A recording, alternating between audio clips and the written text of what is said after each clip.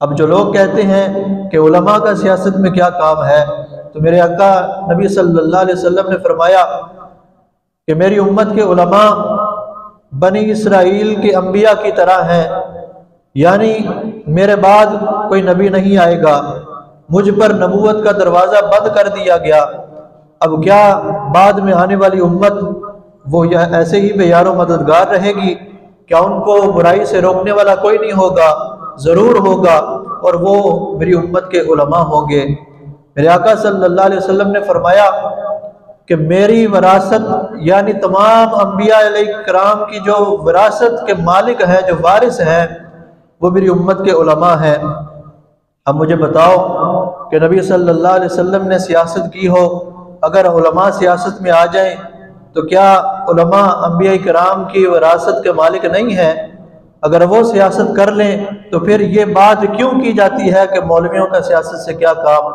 میرے مسلمان بھائیوں، ملک کا نظام اگر کوئی صحیح طریقے سے چلا سکتا ہے، اگر اسلامی ملک کا نظام اگر کوئی بہتر طریقے سے چلا سکتا ہے، تو وہ ایک عالم دین ہے جس نے 8 سال یا 10 سال یا اپنی پوری زندگی ان چٹائیوں پر بیٹھ کر قال قال رسول اللہ صلی اللہ علیہ وسلم کی تعلیم حاصل کی ہو۔ وہ اس نظام کو بہتر انداز سے چلا سکتا ہے جو میرے آقا صلی اللہ علیہ وسلم نے اپنی امت کے لیے بنایا ہے۔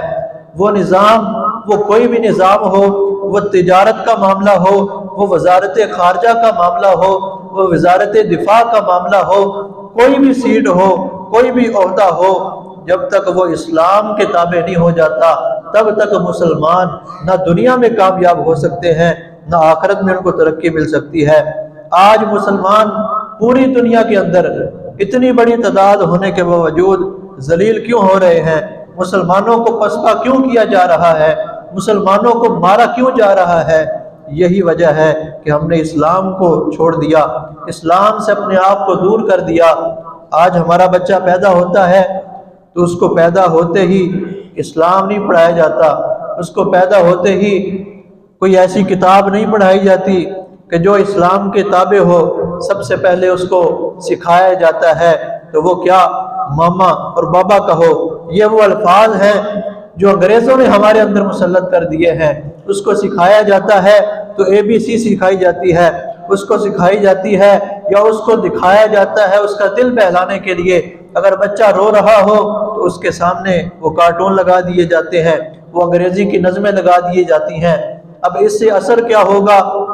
جب ایک بچہ یہی کچھ سیکھے گا، وہی مغرب کا نظام اس کے اندر جو ہے وہ سرایت کرے گا، پھر اس کی نوجوانی پر وہ اثر انداز بھی ہوگا، پھر وہ اپنے باپ کا گستاخ بھی بنے گا، وہ اپنے باپ کا نافرمان بھی بنے گا، وہ اپنی ماں کا نافرمان بھی بنے گا، وہ اپنے استاد کی بھی عزت نہیں کرے گا، وہ اپنے رشتہ داروں کی بھی عزت نہیں کرے گا۔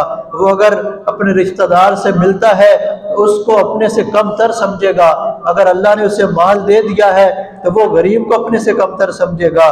اگر ہم اپنے بچوں کو یہ سکھائیں کہ اللہ رب العزت کے پیارے نبی صلی اللہ علیہ وسلم نے اپنی بچپن کی زندگی کیسے گزاری ہے، اگر ہم نے اپنے بچوں کو سکھائیں کہ رسول اللہ صلی اللہ علیہ وسلم نے اپنا بچپن کس طرح گزارا ہے، اگر ہم اپنے بچوں کو، اگر وہ بچہ روتا ہے تو اس کو ہم تلاوت قرآن سنائیں، اگر بچہ روتا ہے تو اس کو ہم اذان سنائیں، تو میرے مسلمان بھائیوں، ہمارے بچوں پر بھی وہی اثر پڑے گا، وہی اسلام کے اس کے اندر سرایت کرے گا۔ پھر جب وہ نوجوانی کو پہنچے گا وہ تو تمہارا ادب بھی کرے گا، اپنے باپ کا ادب بھی کرے گا، اپنی ماں کا ادب بھی کرے گا، اپنے استاد کا بھی ادب کرے گا، اور پھر جب وقت آیا اسلام کو ضرورت پڑی اس کی تو وہ پھر اپنی جان کو قربان کرنے سے بھی دریغ نہیں کرے گا۔ اور آج ہمیں بہت ضرورت ہے کہ اسلام کو واپس لے آئیں۔ آج اس ملک کو اگر کوئی چلا سکتا ہے تو یہ لٹیرے حکمران نہیں چلا سکتے۔ آج اگر کوئی اس ملک کو چلا سکتا ہے تو یہ سود والا نظام نہیں چلا سکتا۔ آج اگر اس پاکستان کو کوئی چلا سکتا ہے تو وہ محمد عربی صلی اللہ علیہ وسلم کا دین چلا سکتا ہے۔ آج ہمیں ضرورت ہے کہ اپنے دین کی طرف واپس لوٹ آئیں۔ آج ہم دین کو چھوڑ دیا ہم نے تو ہم ذلیل و خوار ہو رہے ہیں۔ آج اس بات کی ضرورت ہے کہ دین کو واپس لے آؤ۔ ہم کدھر نکل چکے ہیں؟